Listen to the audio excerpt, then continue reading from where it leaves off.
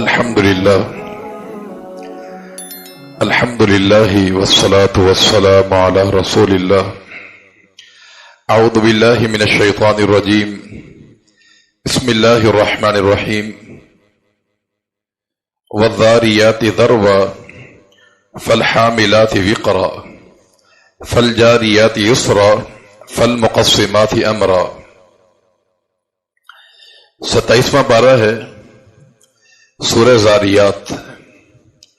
سورہ زاریات کے آغاز میں اللہ تعالیٰ نے قیامت کے واقع ہونے پر اور قیامت کے برپا ہونے پر 4 قسمیں اٹھائی ہیں، اور یہ چاروں قسمیں اللہ تعالیٰ نے ہواؤں کی اٹھائی ہے کہ قسم ہے ان ہواؤں کی جو گرد و غبار کو بکھیرنے والی ہیں، اور ان ہواؤں کی جو بادل کا بوجھ اٹھانے والی ہیں۔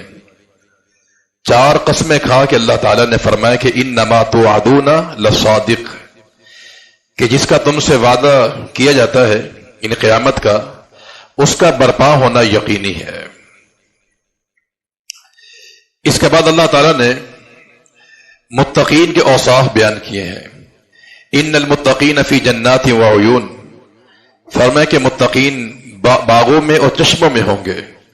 آخرین ما آتاہم ربہم، ان کا رب ان کو جو دے گا اس سے لے رہے ہوں گے۔ اس طرح ہمارے ہاں ایک تقریب منعقد ہوتی ہے انعامات دینے کی، اور جو انعام یافتہ ہوتے ہیں انہیں انعام دیا جاتا ہے۔ اسی انداز سے کل متقین اللہ کی بارگاہ میں آئیں گے اور ان کو دنیا کی جو ان کی عبادات ہے اس کا صلہ دیا جائے گا۔ آخرین ما آتاہم، اللہ ان کو دے گا وہ لے رہے ہوں گے، اور اللہ تعالیٰ انسان کو اتنی نعمتیں دے گا کہ انسان کہے گا یا اللہ بس، لیکن اللہ العالمین فرمائے گا، جیسا کہ صحیح بخاری کی روایت ہے، کہ جب اہل جنت میں داخل ہو جائیں گے، اللہ ان سے پوچھے گا کہ کیا تمہاری اور کو طلب ہو؟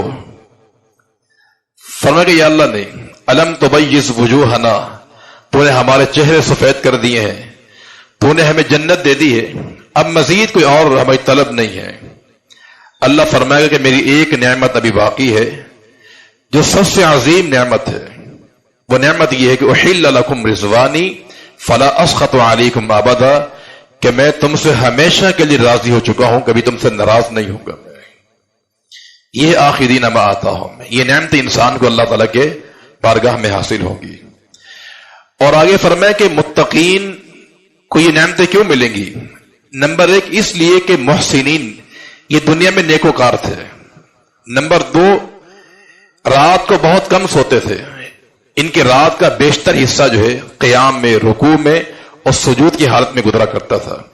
نمبر 3 سحری کے وقت استغفار کیا کرتے تھے۔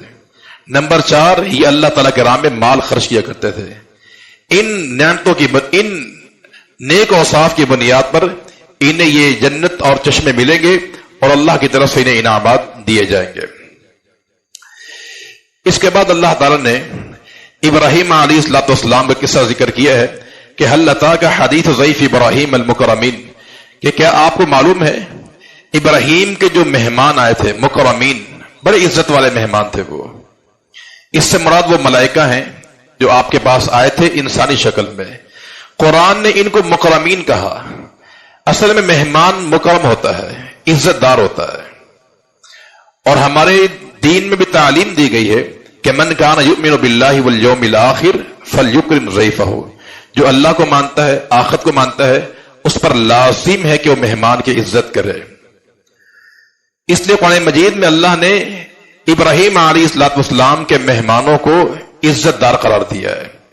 اور ویسے بھی جو ملائکہ ہوتے ہیں نا، وہ اللہ کے بڑے معزز لوگ ہوتے ہیں۔ قرآن نے کہا بل عباد مکرمون، یہ ملائکہ جو ہیں اللہ کے عباد ہیں، مکرمون، عزت والے لوگ ہیں۔ تو یہ آپ کے پاس آئے تھے اور آ کر سلام کیا۔ یہ ادب ہے کہ جب انسان کسی گھر میں جائے گا تو سب سے پہلے آنے والا مہمان میزبان کو سلام کرے گا، ایک بات۔ دوسری بات یہ ہے کہ فراغ الی اہلہ، آنے والے مہمان سے یہ نہ پوچھا جائے کہ آپ کیا لیں گے، بس گھر میں جو دستیاب ہے وہ لے آنا چاہیے۔ یہ آداب ضیف بیان کیے گئے ہیں کہ فقربہ الیہ، چھپکے سے چلے گئے اور ایک بچڑا بھونا اور لے آئے, پوچھا نہیں ان سے آپ کیا کھائیں گے. اور نمبر 3 فقربہ الیہم, تیسرا ادب یہ بیان کیا گیا ہے کہ مہمان کے سامنے کھانا رکھنا چاہیے, دور نہیں, اس کو زحمت اٹھانی پڑے. فقربہ الیہم, تاکہ وہ اٹھ کر نہ جائے بلکہ آپ کھانا اس کے پاس لا کے رکھیں کہ وہ آرام سے کھا سکے. یہ آداب ضیف یہاں پر بیان کیے گئے. اس کے بعد سورۃ طور ہے, فرمائے کہ والطور وکتاب مستور فی رق منشور والبیت المعمور والسقف المرفوع والبحر المسجور ان عذاب ربک لواقع. یہ شروع کی 5 آیات میں اللہ نے 5 قسمیں کھائی ہیں, سورۃ طور کی, اور کتاب مستور لوح محفوظ کی, اور بیت معمور کی. یہ بیت معمور 7ویں آسمان پر اللہ کا ایک گھر ہے. بیت معمور کا معنی آباد گھر, وہ آباد ہے. جیسے دنیا میں خانہ کعبہ آباد ہے بحمد اللہ, اللہ کی توفیق سے, بالکل اس کی سمت پر 7ویں آسمان پر ایک بیت معمور ہے, بالکل اس کے سمت پر رکھا گیا ہے. اسے آباد کس نے کیا ہے؟ اللہ تعالیٰ کے ملائکہ نے اس کو آباد کیا ہوا ہے. رسول اللہ صلی اللہ علیہ وسلم کا فرمان ہے کہ روزانہ اس کا طواف 70,000 فرشتے کرتے ہیں, اور جس نے ایک بار کر لیا ہے قیامت تک اس کی دوبارہ باری نہیں آئے گی. تو کیسا بیت معمور ہوگا میرے بھائی. یہ 5 قسمیں اٹھائی ہیں ایک بات بتانے کے لیے کہ ان عذاب ربک لواقع, کہ تیرے رب کا جو عذاب ہے منکرین پر آ کر رہے گا. ما لہ من دافع, کوئی مائی کلال اس کو دور نہیں کر سکتا ہے. یہ آیات جب نازل ہوئی تھی تو امیر عمر رضی اللہ تعالی عنہ بیمار ہو گئے تھے, 1 مہینہ بیمار رہے, چونکہ اس میں ذکر کیا گیا ہے کہ 5 قسمیں کھا کر کہ ان عذاب ربک لواقع, کہ تیرے رب کا جو عذاب ہے یہ آ کر رہے گا. دنیا میں کوئی ایسا مائی کلال نہیں ہے جس کو ہٹا سکے اس کو جو ہے. تو قرآن کا ایسا اثر ہوا کہ امیر عمر 1 مہینہ بیمار رہے اور لوگ ان کی عیادت کے لیے آیا کرتے تھے. اور یہاں العالمین نے پھر متقین کے اوصاف بیان کیے ہیں, اور یہاں ایک عظیم بات جو بیان کی ہمارے لیے کہ والذین آمنوا واتبعتهم ذریتهم بایمان الحقنا بهم ذریتهم وما التناهم من عملهم من شیء. فرمائے کہ ایسی اولاد جو اپنے ماں باپ کے نقش قدم پر چلتی ہے صالحیت میں, نیک ہونے میں, جیسے ماں باپ نیک ہیں اولاد بھی اسی راہ پر چلتی ہے, تو اگر اولاد کا درجہ جنت میں اگر ماں باپ کے برابر نہیں بھی ہوگا تو اللہ تعالیٰ احسان یہ کرے گا کہ ان کے اولاد کے درجات خود بلند فرما کے ماں باپ سے ملا دے گا ان کو, یعنی جنت میں انہیں رفاقت ماں باپ کی مل جائے گی. یہ اللہ کا احسان اس انداز سے ہے کہ اللہ ایسا نہیں کرے گا کہ ماں باپ کے نیک عمل کم کر کے اولاد کے برابر لے آئے, بلکہ جن کے درجے کم ہیں ان کے نیک اعمال کو بڑھا کر انہیں ماں باپ سے ملا دے گا. یہ تو گویا کہ ماں باپ کی نیکی جو ہے یہ اولاد کے کام آئے گی میرے بھائیو. اگر ماں باپ نیک ہیں درجہ اونچا ہوگا, اولاد کا درجہ اگرچہ کم ہی کیوں نہ ہو, اللہ تعالیٰ ان کے ماں باپ کی نیکی کی بنیاد پر ان کے درجے کو بلند فرما دے گا. اور اس کے الٹ بھی ہوگا, اس کے الٹ بھی کیا جائے گا کہ اگر ماں باپ کا درجہ کم ہے اور اولاد کا درجہ زیادہ ہے. دیکھیں اخروی طور پر کامیابی اعمال صالح پر ہے, دنیا میں یقینی بات ہے ماں باپ کا درجہ اونچا ہوتا ہے, لیکن اخروی کامیابی کے لیے اعمال صالح ہونے چاہیے. تو بعض اوقات ایسا ہو سکتا ہے کہ باپ کا درجہ کم ہو اولاد کے مقابلے میں, تو وہاں رب العالمین پہ ایسا کرے گا کہ اولاد کے نیک ہونے کی بنیاد پر ماں باپ کا درجہ بلند کرے گا. اس کی دلیل رسول اللہ صلی اللہ علیہ وسلم کا فرمان ہے, فرمایا کہ ایک شخص کا جنت میں اچانک درجہ اونچا ہو جائے گا جنت کے اندر, تو وہ سوال کرے گا یا اللہ یہ درجہ کیسے اونچا ہو گیا ہے؟ فرب استغفاری والدی کا, دنیا میں تیرے بچے نے تیرے لیے بخشش کی دعا کر دی ہے تو ہم نے تیرا مقام اونچا کر دیا ہے. یہ تب ہے جب ماں باپ اپنی اولاد کی اچھی تربیت کر کے یہاں سے جائیں گے. یہاں اور بھی بہت سی باتیں ارشاد فرمائی ہیں, خاص کر گھر کے تعلق سے یہ بات یہاں بیان فرمائی ہے کہ جب جنتی جنت میں داخل کر دیے جائیں گے تو اقبل بعضهم علی بعض یتساءلون, آپس میں باتیں کریں گے. وہ ان کی باتوں میں ایک بات یہ بھی ہوگی کہ انا کننا قبل فی اہلنا مشفقین, کہ ہم دنیا میں اپنے گھر والوں میں ڈرنے والے تھے. کیا مطلب اس کا ڈرنے والے تھے؟ اس کا مطلب یہ ہے کہ ہمارے گھر کی 4 دیواری کا ماحول تقوی پر قائم تھا. میری بیوی, میرے بچے, میں خود, ہم سب تقوی کے زیور سے آراستہ تھے. یہ مانا کہ ہم گھر میں ڈرا کرتے تھے, ہمارے دلوں میں اللہ کی خشیت ہوا کرتی تھی. اس کے بعد سورۃ النجم ہے, والنجم اذا ہوا ما ضل صاحبکم وما غوا, قسم ستارے کی جب وہ گرتا ہے اور آگے اللہ کے پیغمبر کی صداقت کو بیان کیا ہے کہ ما ضل صاحبکم وما غوا، یہ پیغمبر راہ راست سے بھٹکا ہوا نہیں ہے. ایک یہاں لفظ دو ہیں، ایک ضل اور ایک غوا، دونوں میں فرق ہوتا ہے. ضل کا معنی ہوتا ہے کہ ایک انسان لا علمی میں غلط راستے پر چل پڑے، اور غوا کا معنی جان بوجھ کر غلط راستہ اختیار کرنا. اللہ کے پیغمبر کی شان یہ ہے کہ نہ آپ لا علمی میں غلط راستے پر چلتے ہیں اور نہ جان بوجھ کر چلتے ہیں. وما ينطق عن الهوى، آپ جو بھی کہتے ہیں اللہ کی وحی کے مطابق کہتے ہیں. اور آپ کا فرمان ہے، عبداللہ بن عمر کو فرمایا تو اکتب فوالذی نفسی بیدہ، قسم اس ذات کی جس کے ہاتھ میں میری جان ہے، میرے منہ سے جو نکلتا ہے وہ حق ہی نکلتا ہے. کیونکہ میرے پیغمبر جب بھی کلام کرتا ہے وحی کے مطابق کلام کرتا ہے. اس کے بعد جبریل کے چند صفات بیان کی ہیں کہ جبریل علمہ شدید القوا. جبریل کی پہلی صفت یہ کہ شدید القوا، وہ کئی قوتوں کا مالک ہے. جبریل بڑی قوت والا فرشتہ ہے، اتنی قوت کہ اس نے قوم لوط کی بستی کو اپنے ایک ہاتھ پہ اٹھا لیا تھا. اس نے کتنا طاقتور ہوگا وہ. اور جب اسے اللہ کے پیغمبر نے پہلی بار اپنی اصلی حالت میں دیکھا تھا تو اللہ کے پیغمبر کی جو کیفیت ہے، صحیح بخاری میں اس کا ذکر کیا گیا کہ یرجف فؤادہ، آپ کا دل کپ کپا رہا تھا. اتنی ہیبت اللہ کے پیغمبر پہ طاری ہوگی. تو اس کی جو ہے اس کی قوت کا عالم تو یہ ہے کہ آپ جانتے ہیں کہ آسمان اور زمین میں ہزاروں سال کا فاصلہ ہے، لیکن جبریل کس انداز سے آیا کرتے تھے، لمحے کے اندر زمین پہ آیا کرتے تھے. یہ بھی قوت ان کی شدید القوا ہے وہ ہے. اور ایک صفت یہ کہ ذو مرۃ، ذو مرہ کا معنی بھی کیا ہے، ذو قوت، وہ قوت والا ہے. یہاں ڈبل اس لیے ذکر کیا گیا ہے کہ جو شدید القوا ہے اس سے مراد ان کی عملی قوت ہے، اور ذو مرت سے مراد جو ہے ان کی علمی قوت اس سے مراد ہے. یہ تو انسان میں دو قوتیں ہوتی ہیں، یہ جسمانی قوت ہوتی ہے عملی، اور یہ پھر علمی. تو دونوں قوتیں رب العالمین نے جمع فرما دی جبریل علیہ الصلوۃ والسلام کے پاس جو ہے. لیکن رب العالمین کے ہیبت کا عالم یہ تھا، رسول اللہ صلی اللہ علیہ وسلم کا فرمان، جب میں معراج پر گیا میں نے جبریل کو دیکھا کہ اللہ کی ہیبت اور خوف سے اس طرح بیٹھے ہوئے تھے کہ جیسے کمبل جمع کیا ہوا ہو. کمبل جو ہم لیتے ہیں اگر کوئی جمع کر دیا جائے، گول مول کر دیا جائے، اس انداز سے جبریل بیٹھے ہوئے تھے. یہ اللہ کی ہیبت اور عظمت کی بات ہے. یہ اس کے بعد مشرکین مکہ کے 3 بتوں کا ذکر کیا ہے، لات، عزا، منات. ان کے بہت سے بت تھے، 360 ان کے بت تھے، لیکن 3 بت سب سے بڑے تھے، لات، عزا، منات. پھر ان میں بھی درجہ بندی تھی. سب سے اونچا جو تھا وہ لات تھا، پھر عزا تھا، اور تیسرے درجے پر منات تھا. اللہ نے یہاں یہ اسلوب ذکر کیا ہے کہ وہ منات الثالثہ، کہ ان کا تیسرا منات تھا. یہ اس لیے کہا گیا ہے کہ سوچنے کی بات یہ ہے کہ معبود کیسا ہے کہ جو درجہ بندی کے اندر ہوتا ہے.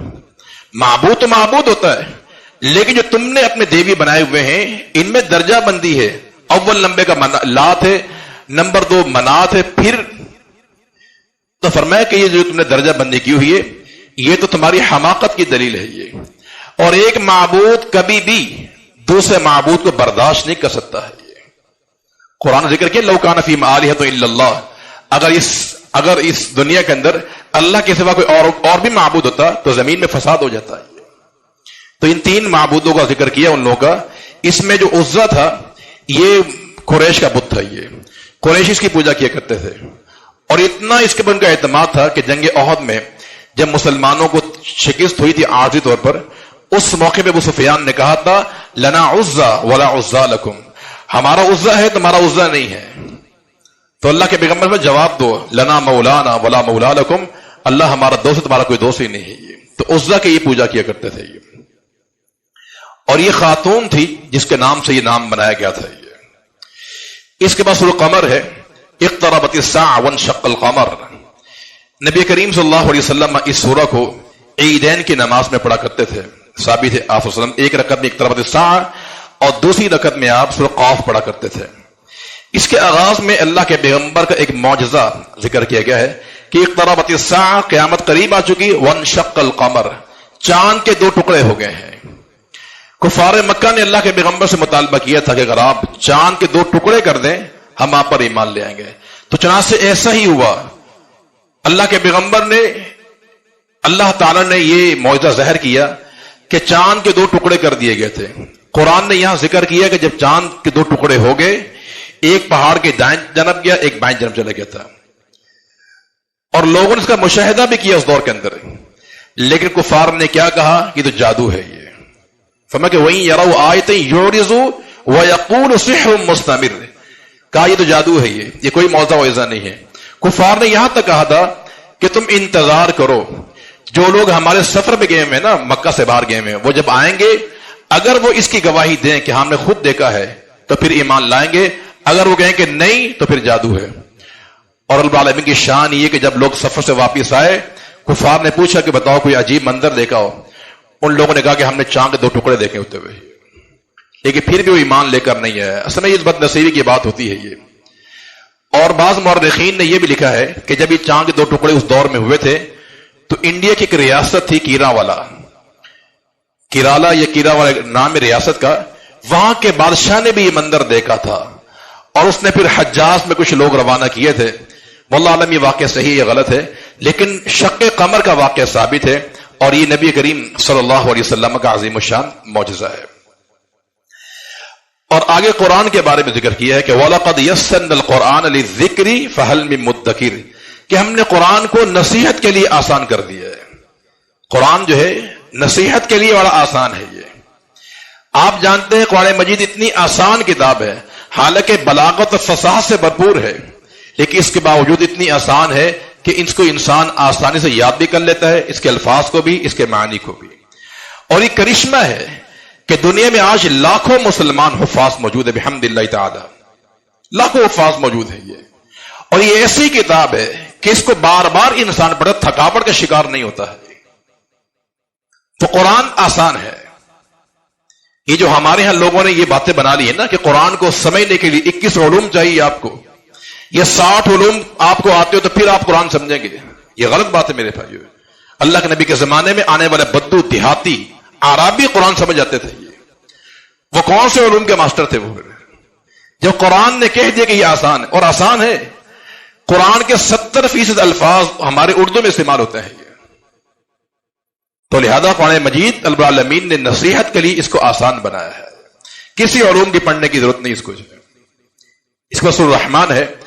سورہ الرحمن کے بارے میں ایک روایت مشہور بیان کی جاتی ہے کہ رسول اللہ صلی اللہ علیہ وسلم کا فرمان ہے کہ سورہ الرحمن جو ہے یہ قرآن کی دلہن ہے. یہ لیکن یہ روایت صحیح نہیں ہے. شیخ البانی رحمہ اللہ نے اس کو ضعیف اور موضوع قرار دیا ہے. سورہ الرحمن العالمین نے اپنے انعامات کا ذکر کیا ہے، بہت سی نعمتوں کا ذکر کیا ہے. کچھ نعمتیں تو وہ ہیں جو تمام انسانیت کے لیے ہے، اور بعض انعامات وہ ہیں جو متقین کے لیے ہیں، اللہ کے مقربین کے لیے ہیں. میں انشاءاللہ بیان کرتا ہوں آگے جا کر. لیکن اس میں ایک بات یاد رکھیں کہ اللہ تعالیٰ نے جتنے بھی انعامات بیان کیے ہیں، لیکن سب سے پہلے جو انعام بیان کیا ہے وہ سب سے عظیم انعام بیان کیا ہے، الرحمن علم القرآن. رحمان وہ ذات ہے جس نے قرآن سکھایا ہے. گویا کہ قرآن کی تعلیم یہ اللہ کی سب سے بڑی نعمت ہے. یہ اور یہ الفاظ بول کر علم القرآن، یہ کفار پہ تردید بھی کی ہے. کفار کہتے تھے انما یعلمہ بشر، کہ یہ قرآن انسان سے سیکھا ہوا ہے. فرمایا کہ الرحمن علم القرآن، رحمان وہ ذات ہے جس نے نبی کو قرآن سکھایا ہے. یہ تو قرآن اللہ کی سب سے بڑی نعمت ہے. تو پہلی نعمت یہ بیان کی ہے. نمبر 2 خلق الانسان، ہم نے انسان کو پیدا کیا ہے، یہ اللہ کی دوسری نعمت ہے. یہ اس کے بعد اللہ نے پھر انعامات بیان کیے ہیں، شمس و قمر، سورج، چاند، اور یہ مشرق مغرب، یہ سمندر، یہ سب اللہ نے انعامات بعد میں بیان کیے. کیوں؟ اس لیے کہ اللہ نے یہ سارے انعامات انسان کے لیے بنائے ہیں. اگر انسان پیدا نہ کیا جائے ان انعامات کا فائدہ ہی کوئی نہیں تھا. اس لیے عالمین نے پہلے قرآن کو بیان کیا، کیوں؟ قرآن کی تو عظمت اپنی ہے، وہ پہلے بیان کی گئی ہے. باقی تمام انعامات سے پہلے اللہ نے انسان کو ذکر کیا ہے، کیونکہ جتنے انعامات و کرامات ہیں یہ سب انسان کے لیے بنائے گئے ہیں. تو اگر انسان پیدا ہی نہ ہوتا تو پھر انعامات کسی کام کے نہیں تھے. یہ اور اس میں ایک آیت ہے فَبِأَيِّ آلَاءِ رَبِّكُمَا تُكَذِّبَانِ، کہ تم اللہ کی کس کس نعمت کو جھٹلاؤ گے. تو مانا ہم اللہ کی کسی نعمت کو جھٹلاتے نہیں ہے. یہ آیت کریمہ العالمین نے اس سورہ میں 31 مرتبہ ذکر کیا ہے، جن میں سے 7 دفعہ یا 8 دفعہ جب اللہ نے بیان کی یہ آیت ذکر کی ہے تو اس سے پہلے اللہ نے اپنے عجائبات کا ذکر کیا ہے، چاند کا، سورج کا، دریاؤں کا، سمندروں کا، انسان کی تخلیق کا. تو پھر عالمین نے 7 دفعہ یہ آیت دہرائی ہے. یہ سب اللہ کی نعمتیں ہیں. اور پھر اس میں 7 دفعہ اس کو دہرایا جہاں جہنم کی ہولناکیاں بیان کی ہے. یہ چونکہ جہنم کے 7 دروازے ہیں تو جہاں جہنم کی ہولناکیاں بیان کی ہیں وہاں اللہ تعالیٰ نے اس آیت کو 7 مرتبہ دہرایا ہے. اور پھر 8 مرتبہ اس کو دہرایا اللہ نے جنت کی نعمتوں کے ساتھ. جو ہے چونکہ جنت کے 8 دروازے ہیں تو لہذا یہ آیت کریمہ جنت کا جہاں ذکر آیا گیا ہے تو وہاں اس کا تکرار جو ہے 8 مرتبہ کیا گیا ہے. اور یہاں رب العالمین نے 4 جنتوں کا ذکر کیا ہے. وَلِمَنْ خَافَ مَقَامَ رَبِّهِ جَنَّتَانِ، جو انسان مقام رب سے ڈر گیا، اللہ کے سامنے کھڑے ہونے سے ڈر گیا، اس کے 2 باغات ہوں. اور آگے ہونا کہ وَمِن دُونِهِمَا جَنَّتَانِ، 2 باغ یہ ہوں گے اور 2 ان سے کمتر ہوں گے. تو گویا کہ 4 باغ ہیں. 2 باغ مقربین کے لیے ہیں. یہ باغ کیسے ہوں گے؟ رسول اللہ صلی اللہ علیہ وسلم کا فرمان ہے کہ یہ دونوں باغ سونے کے بنے ہوئے ہوں گے اور ان کی ہر چیز سونے کی ہوگی. یہ مقربین کو دیے جائیں گے. اللہ تعالی ہمیں لوگوں میں شامل فرما دے. اور وَمِن دُونِهِمَا جَنَّتَانِ، 2 باغ ان سے کم ہوں گے، ہلکے ہوں گے، وہ اصحاب الیمین والوں کے لیے جن کا نام عمل دائیں ہاتھ میں دیا جائے گا. مقربین بھی اصحاب الیمین ہیں لیکن ان کا مقام کچھ زیادہ ہے ان کے مقابلے میں. یہ 2 جو باغ ہوں گے فرمایا چاندی کے ہوں گے اور ان کی ہر چیز چاندی کی ہوگی. اور پھر یہاں 2 چشموں کا ذکر کیا گیا ہے. فرمایا کہ وَمِن كُلِّ فَاكِهَةٍ زَوْجَانِ، جنت میں ہر پھل 2 طرح کا ہوگا. پھل ایک ہی ہوگا لیکن ذائقے الگ الگ ہوں گے. یعنی سیب اگر ہے 2 کلر کے ہوں گے لیکن ذائقہ اور مٹھاس کی کیا ہوگی؟ ایک جیسی ہوگی. اور یہاں فرمایا کہ جنت میں 2 چشمے ہوں گے. نام ذکر نہیں کیا گیا، ان کا نام سورۃ دہر میں ہے، تسنیم اور سلسبیل. یہ 2 چشمے اہل جنت کے رب العالمین نے تیار کیے ہوئے ہیں.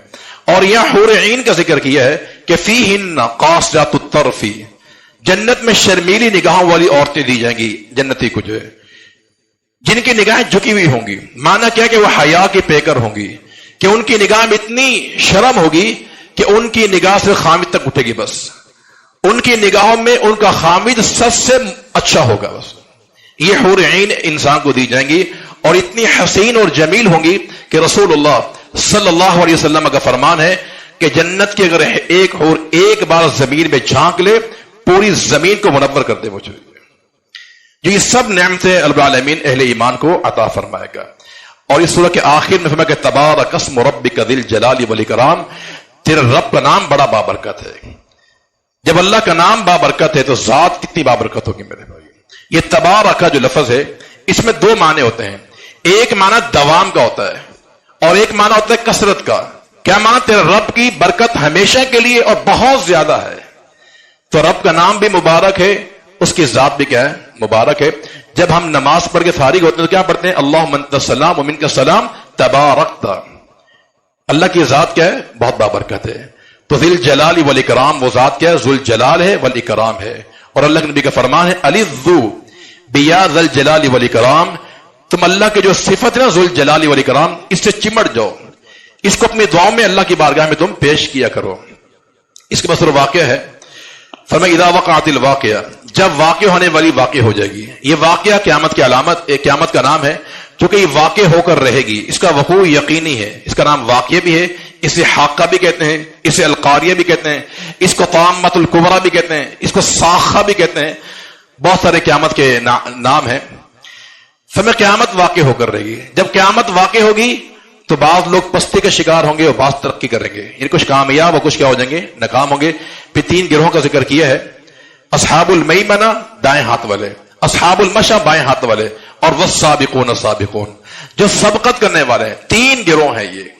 اصحاب الیمین ان کے الگ ذکر کے یہاں پر، اور ایک ہے السابقون السابقون جو دنیا میں عمل میں سبقت کرنے والے ہیں. یہاں تکرار ہے السابقون السابقون. کیا معنی اس کا؟ معنی السابقون فی الدنیا ہم السابقون فی الآخرہ. جس انسان کی عمل کی سواری دنیا میں تیز رہی وہ انسان آخرت میں بھی سب سے پہلے جنت میں داخل کیا جائے گا. اور اس دور میں یہ مسابقت شکلیں موجود ہیں ہمارے پاس میرے بھائیو. آپ صف اول میں آئیے، یہ مسابقت ہی آپ کی جو ہے.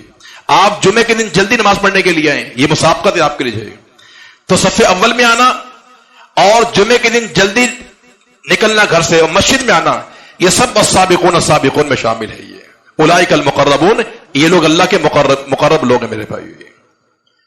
دین اسلام میں مسابقت کی بڑی حیثیت ہے، وقت نہیں ورنہ آپ کو میں اس پہ تفصیلی بات کرتا۔ ایک حدیث، مشہور حدیث ہے، فرمایا کہ میری امت کے 70,000 لوگ جو ہیں بلا حساب جنت میں داخل کیے جائیں گے۔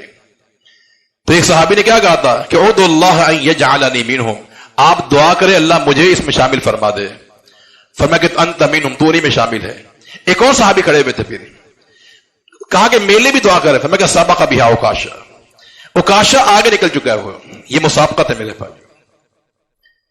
اور اللہ کے نبی کا فرمان ہے کہ انا سابق العرب وصہیب سابق الروم وبلال سابق الحبشہ وسلمان سابق الفارس۔ فرمایا کہ عرب کی پوری سرزمین میں سب سے پہلے مجھے جنت میں داخل کیا جائے گا، روم کی سرزمین میں صہیب رومی کو، حبشہ میں بلال حبشی کو، اور فارس میں سلمان فارسی کو۔ کیوں؟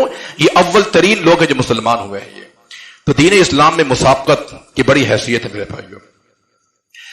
اور آخر میں انہی تین کے بارے میں ذکر کیا ہے کہ جو لوگ مسابقت کرنے والے ہیں، جب ان کا آخری وقت آتا ہے، جب قریب موت ہوتے ہیں، تو فروح و ریحان، یہ راحت میں ہوتے ہیں اور خوشبودار پھولوں کے اندر ہوتے ہیں، وہ جنت و نعیم اور نعمتوں کے اندر ہوتے ہیں۔ وہ اللہ ہمیں لوگوں میں شامل فرما دے۔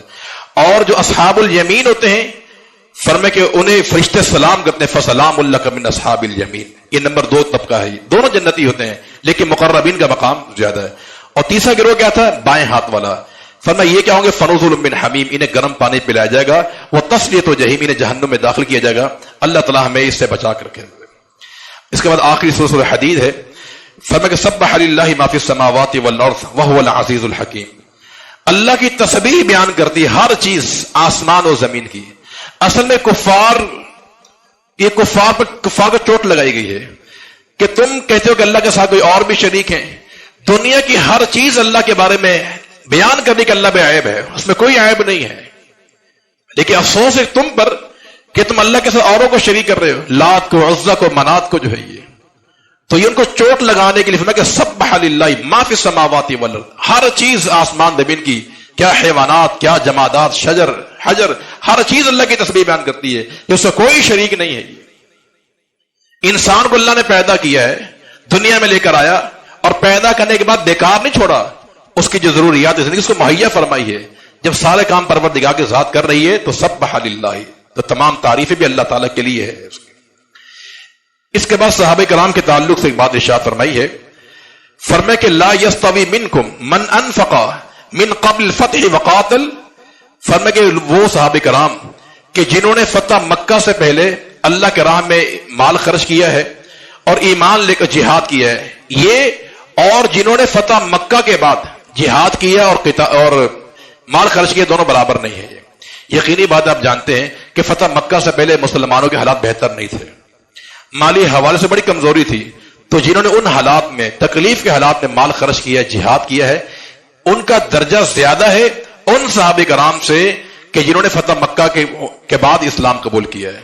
اس کے بعد مال کی فراوانی ہو چکی تھی، تو لہذا ان میں تفاوت ہے، لیکن آخر میں آگے بالامین نے ایک یعنی مسئلے کا حل کر دیا ہے۔ اور اللہ کی ذات تو جانتی تھی کہ ایسے لوگ پیدا ہوں گے جو میرے نبی کے صحابہ پر تان کریں گے، حد سرائی کریں گے۔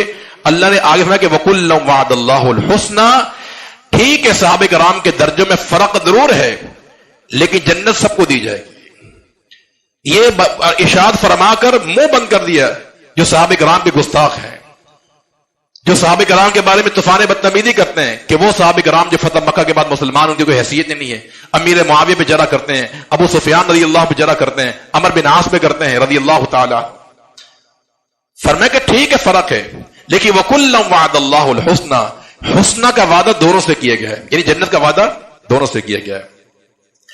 اور آخر العالمین نے ارشاد فرمایا کہ یا ایھا الذین آمنوا اتقوا اللہ، اے ایمان والو اللہ سے ڈر جاؤ، رسول پر ایمان لے آؤ، اللہ سے ڈرو اور رسول پر ایمان لے آؤ، یؤتکم کفلین من رحمتی، اللہ تمہیں دگنا اجر عطا فرمائے گا اور تمہیں ایسا نور دے گا کہ اس نور کی روشنی میں تم پل صراط کو کراس کر چکو گے۔ جتنے مراحل ہیں، قبر کا اندھیرا ہے، حشر کے میدان کا اندھیرا ہے، سارے مقامات پہ اللہ نور پیدا کرے گا اگر تم میرے پیغمبر کی اطاعت کرو گے، دوگنا اجر ملے گا، نور دے گا، وَيَغْفِرْ لَكُمْ ذُنُوبَكُمْ، تمہارے سارے گناہوں کو معاف فرما دے گا۔ اللہ تعالیٰ ہمیں پیارے پیغمبر کی سچی اطاعت کرنے کی توفیق عطا فرما دے، قرآن کو سمجھ کر عمل کرنے کی توفیق عطا فرما دے۔ وآخر دعوانا